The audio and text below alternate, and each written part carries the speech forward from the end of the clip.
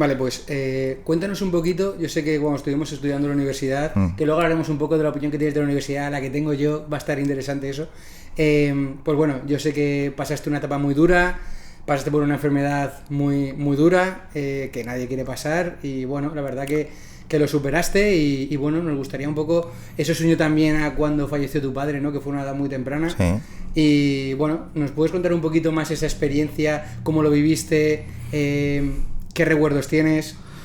Pues mira, yo la voy a recordar, lo recuerdo con un sabor agridulce, ¿no? Porque por un lado fue una etapa muy oscura, que no deseo que lo pase nadie, ¿no? Y sobre todo muy duradera, porque a mí me duró, yo creo, como 8 o 10 años, quizá incluso te diría que fue como 8 o 10 años de depresión, ¿no? Que suene un poco exagerado, pero es verdad, fue una década muy oscura, de 20 a 30 años, yo tuve una etapa muy oscura, y de todas maneras, el único consejo, fíjate, que puedo dar, porque claro, yo iba experimentando el dolor en esos momentos, el sufrimiento, era la primera vez que me enfrentaba a cosas de este tipo, y te das cuenta que al final, pues hay una frase que lo dice muchas veces, se dice mucho, que es un tópico, ¿no? El tiempo lo cura todo. Yo pienso que no es que lo cure todo, pero sí te ayuda mucho a curarlo. Te ayuda mucho a por lo menos a que la marea baje, se amainen un poco las cosas, y tienes que esperar mucho tiempo.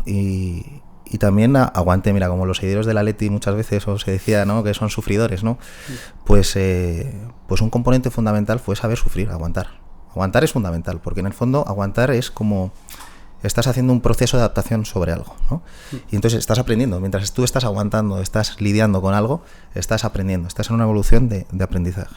Estás en constante aprendizaje contra algo. Y para la gente que, por ejemplo, no sabe tu historia, que yo creo que serán muchos, como es lógico, ¿qué te pasó exactamente? Porque tuviste...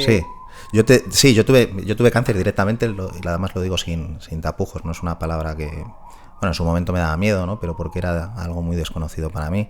Sigue siendo desconocido, ¿eh? Esto es como el que te dice que, oye, yo sé de economía y al final todo el mundo sabe de todo y nadie sabe de nada, ¿no? Al final es lo que yo siempre pienso, ¿no? Pero claro, el cáncer, cuando a mí me lo diagnostican con 24 años, creo, pues claro, era algún fenómeno completamente desconocido y aterrador, sí, muy aterrador. O sea, yo lo viví realmente, hay gente que yo he visto, compañeros, ¿no?, que incluso han pasado por lo mismo o han tenido este tipo de enfermedad, y hay gente que o me daba la sensación que lo llevaba mejor que yo. A mí se me acumuló el cáncer con otras situaciones familiares bastante complicadas, y fue realmente una etapa oscura y aterradora, que lo único, yo no tenía herramientas como para solucionar, yo no sabía cómo atacar este ataque que me había hecho la vida, ¿no? Pues nunca mejor dicho.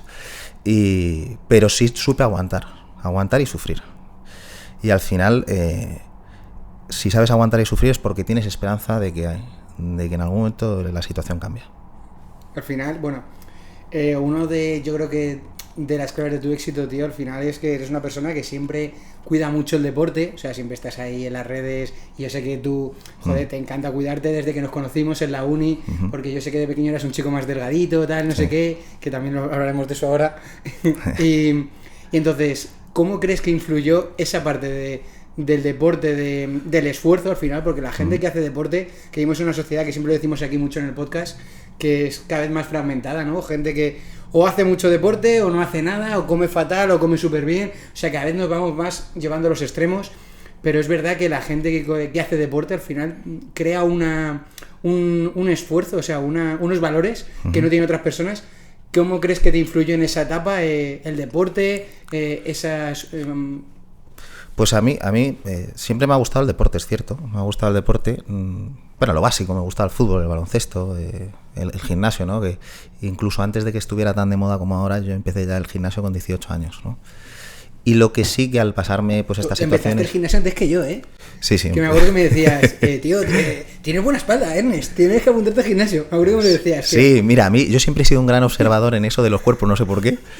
Y sé detectar muy bien si uno tiene buena genética, buena estructura o no.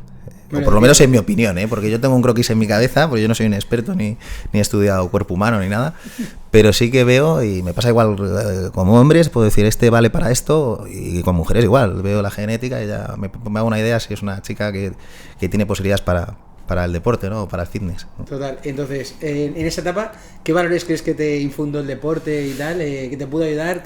¿Te aportó? Pues mira, el deporte realmente fue un refugio, que se acentuó más derivado con la enfermedad y otros problemas que tuve, ¿no? Tuve el divorcio también de mis padres en medio, tuve realmente bastantes complicaciones, problemas económicos, ¿no?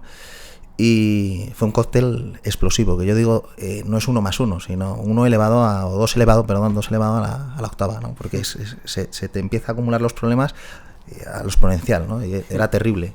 La sensación que yo tenía era terrible. Entonces, claro, el deporte se acentuó más porque era como un refugio, era como un templo donde yo iba al gimnasio, o yo jugaba al fútbol, ¿no? Pero al gimnasio ya sí que me aislaba. Yo iba con mis cascos a escuchar música. Y bueno, pues cuando levantas ahí pesas, que tampoco era un gran levantador de pesas, pero bueno, pues por lo menos entrenaba un poquito, pues ya me evadía de los problemas que tenía en casa, de los conflictos, de todo. Entonces, claro, al final lo cogí como un hábito. Lo haces tantas veces que se convierte en un hábito.